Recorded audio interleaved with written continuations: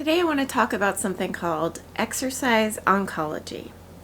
You may not have heard this term. I hadn't heard it 6 months ago, but over the last few months I've been hearing it a lot. The field is growing and there's a lot of energy behind it, and it's a pretty exciting thing. But I wanted to talk about this from more of a personal perspective today. I've always known that nutrition was really hard to quantify in terms of its effect on cancer. But ever since I learned that exercise is easier to quantify and to prove that it is effective as a correlative cancer risk reducer, I've been really motivated, and I've told all of my clients about exercise and all the data behind it for oncology. But I've also wanted to do more locally in person with other survivors as kind of a pilot project to get moving and get active, besides my own personal struggle to keep going to the gym every week as an individual. So I've actually been doing 5Ks this last year. I found a partner and I've been doing 5Ks at least once a week, sometimes twice, and maybe a few times I've done them 3 times a week. So I'm making that more normative in my personal practice. I've learned that for myself, I don't always like walking with other people and talking. I like the solitude of walking with my dog or by myself. And so it's hard to build in accountability and make it to those dates when it's just a date with yourself or with your dog. But I've figured out ways to get around it. And of course, when it's nice out, like at this time of year, it's much easier than in the middle of winter when it's raining in the Northwest where I live. But I've built up my endurance to the point where I'm trying a 10K tomorrow morning for the first time up in Vancouver, Washington. There's a really fun breast cancer walk that involves a beautiful 10K walk along the Willamette River at the new waterfront park and through Fort Vancouver, a really historic part of Vancouver. And so I'm pretty excited about that milestone. Me and my walking partner, Debbie, are going to be walking together there. I couldn't solicit any more of a team of flatties to join us, so it's just 2 flatties on our team. And I have Windy Sage that'll be going with us too. But tomorrow is my first kind of big athletic event, probably in my whole life, certainly as an adult. I am not an athlete. I am not driven to perform or to compete in any way. When I play board games, I love it when everybody wins or when it's a close game, or actually when I lose and someone else wins, because they get a lot more joy out of it than I do. So you can tell I'm not born to be an athlete. I never will be a natural athlete, but I'm trying because of my breast cancer and my tendency to breast cancer. And so tomorrow's a big day. And then a week from today is an even bigger day because I'm flying down to San Francisco to do what I'm hoping will be a half marathon walking. I have no desire to run. I don't believe that running is good for the body, especially in long distances, especially without breaks. And so I'm only interested in being a long distance walker at the very most. And probably this will be my first and my last half marathon, even if I do make it to the end. I'm going from the ferry building all the way across the Golden Gate Bridge and back, if I should succeed. But I'll be very happy if I make it just from the ferry building across the Golden Gate Bridge. And if I can walk across the bridge and back across the bridge and I have to get an Uber, at that point I'll be pretty happy with that. I'm learning that I'm just not that ambitious, and science isn't either. Science says that if we can walk a 5K, which means an hour of brisk walking, 3 times a week, we will reduce our breast cancer risk significantly, even more significantly than any drug that's been created so far that we know of, that's been studied for long term. So this is kind of extraneous for me to do that, and I only want to do it just because it sounds so crazy magnificent to walk from the ferry building to the Golden Gate Bridge and over the bridge. And that's because I lived in San Francisco and I love those places. I love the places that you pass along the way, with the exception of Fisherman's Wharf, maybe, the really touristy place. But I'm pretty excited about that. I'm also going to be doing that walk with my friend that I moved to San Francisco with, so that's kind of like a reunion for us. And we'll get lots of time to talk along the way. And I did get a few other flatties to join me for that walk, and so hopefully part of that walk will be done without shirts and with Windy Sage along with us. Hopefully I'll have some people to help me carry Windy Sage, because she will be a sail in the wind over the bridge. So if I don't have a big enough team showing up, I probably won't bring her for that. But I wanted to tell you about my local project that I just started last night. I decided to go ahead and post a post on Facebook.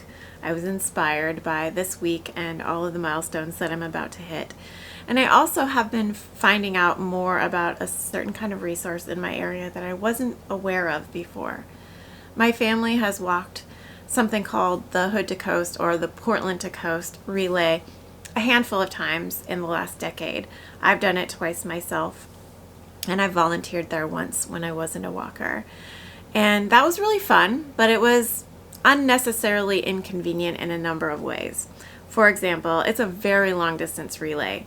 So you're going from Portland all the way to the Pacific Ocean, which is a couple hours driving, so you can imagine how far it is to walk.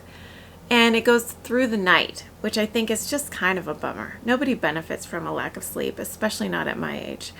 So I'm not really anxious to do that ever again. It's also really expensive for whatever reason. I guess it takes a lot of infrastructure because there's thousands of people that sign up every year. But I would like to do something like that that's smaller and during daytime hours and not as long. And what I found out is that this is something that's happening. They're making more and more relay races across the U.S. It's becoming a popular thing, probably because the Hood to Coast has been so popular here. And there are a handful of relays that are either 5K, 10K, half marathon, or marathon in length. So there's quite a good variety here in Oregon where I live. And I found some that are pretty affordable. And so because I've discovered this and been inspired, and I kind of know what it's like because I've done the most rigorous kind of relay that's walking here in the Northwest, the Portland to Coast, I have been inspired to go ahead and start some teams, or at least one team, to do a number of relay races throughout the year. They are spread out throughout the year. Only a couple of them are in the summer, and I don't have any desire to walk in August in the heat. I would much rather walk in the rain. Being acclimated to the rain as somebody that grew up in Oregon, it doesn't bother me that much.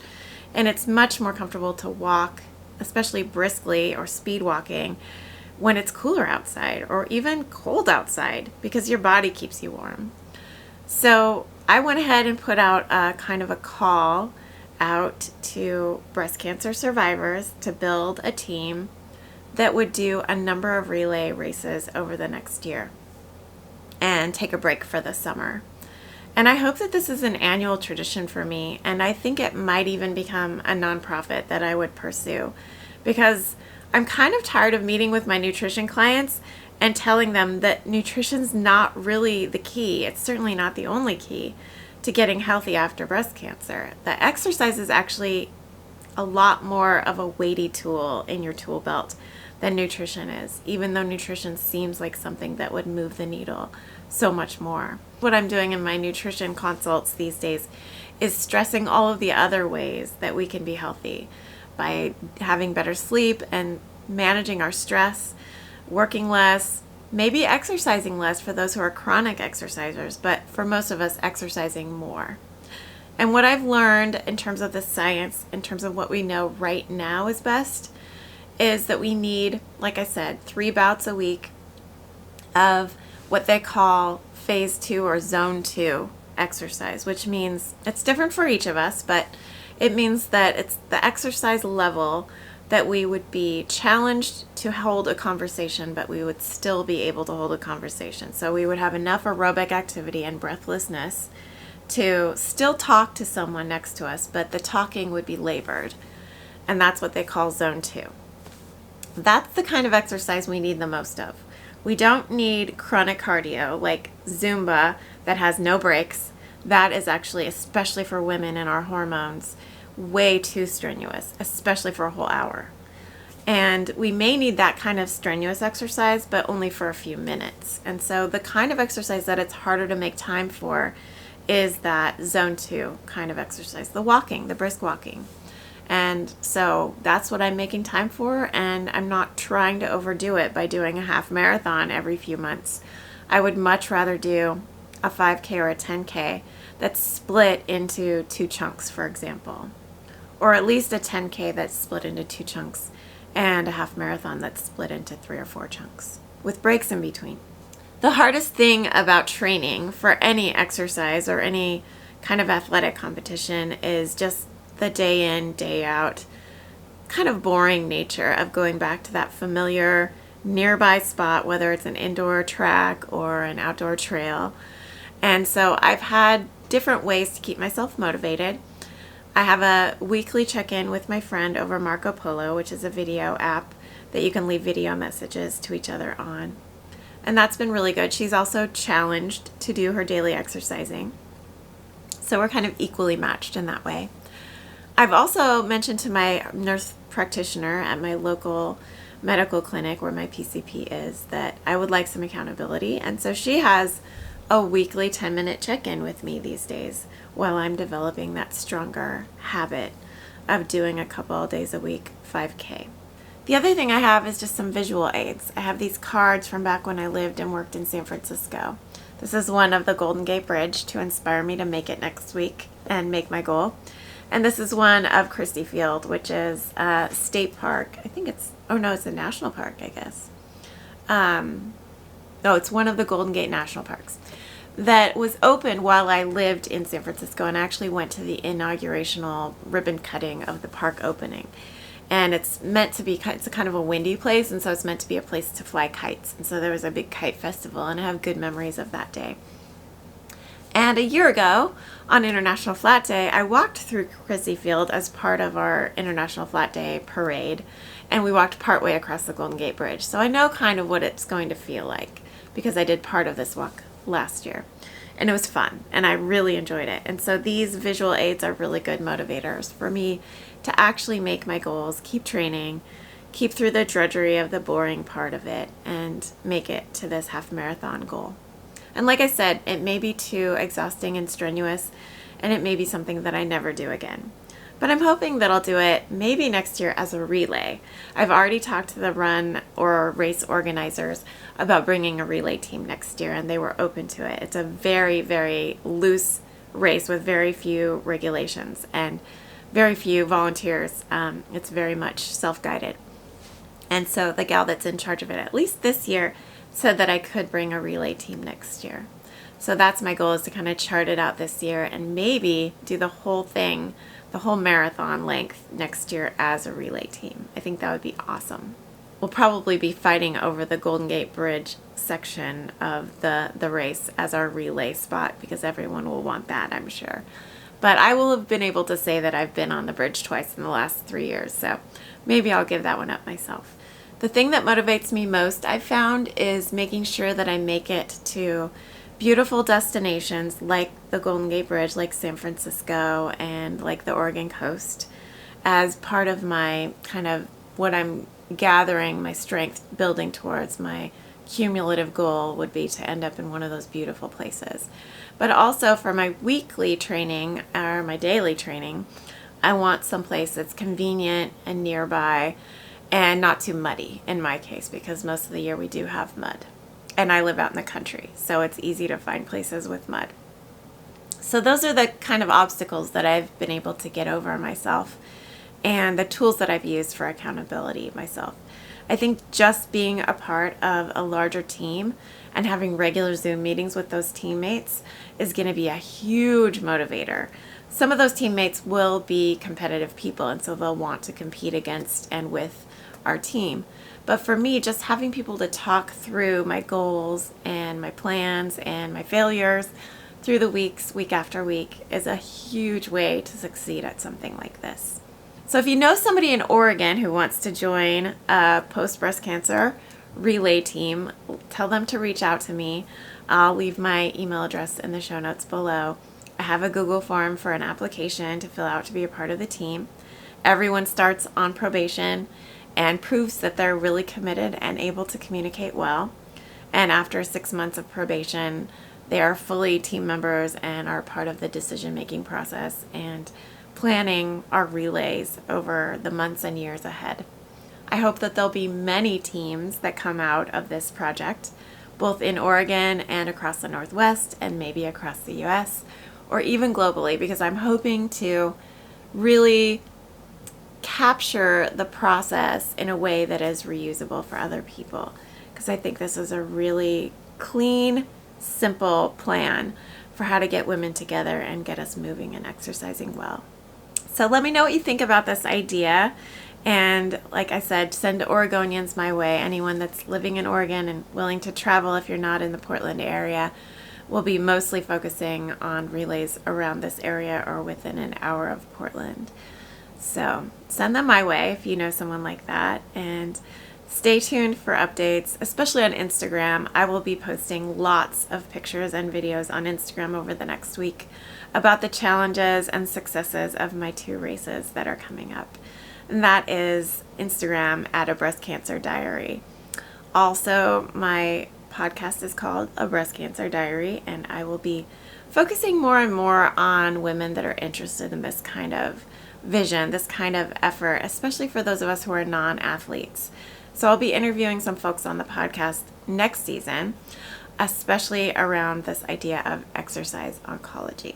So stay tuned for those upcoming exciting editions.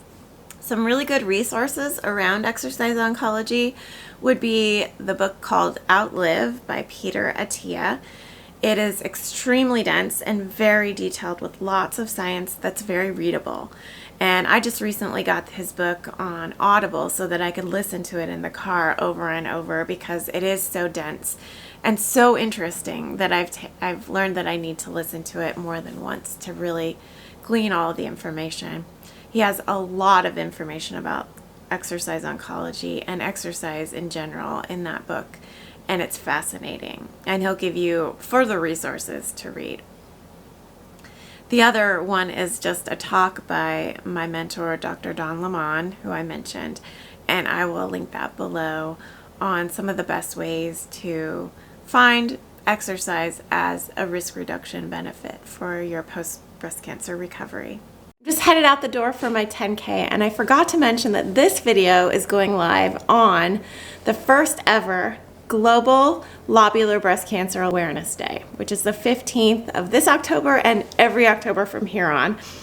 If you know me, you know I'm passionate about lobular breast cancer awareness. We have way too little awareness among patients and among doctors, and way too many research dollars are going to other types of breast cancer. Lobular breast cancer is 15% of the total breast cancer population, which is more than the total ovarian cancer population. And yet it gets 1% of the research dollars. So go to the website of the Lobular Breast Cancer Alliance this Lobular Breast Cancer Awareness Day.